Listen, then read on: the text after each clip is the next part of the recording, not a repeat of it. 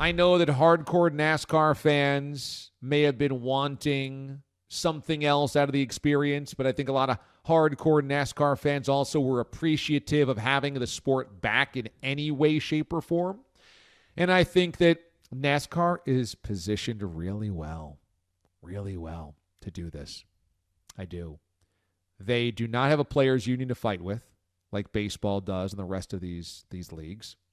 It is a privately held company, so there's not 32 or 30 different owners or ownership groups pulling in different directions. I'm comfortable with this. I'm not comfortable with that.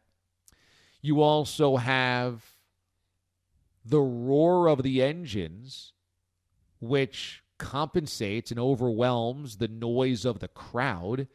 The noise of the game is so loud, of the sport, it's so loud that fans oftentimes have to wear earplugs and headphones.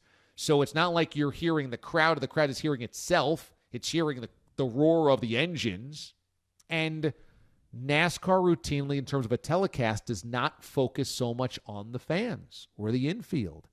It focuses on the cars and the drivers and what is happening in the cars and in the pits. It, in many ways, is perfect for this.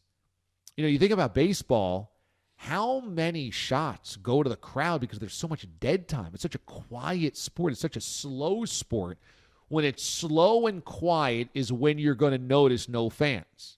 When it's fast and loud, you won't.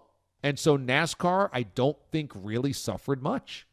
Also, it wasn't like it was crazy yesterday and somebody you've never heard of comes up to win and there was a million monster crashes. And I mean, Kevin Harvick wins, and, you know, besides the crash by Stenhouse on the first lap, which is kind of out of nowhere, you know, by and large, it looked like a normal race.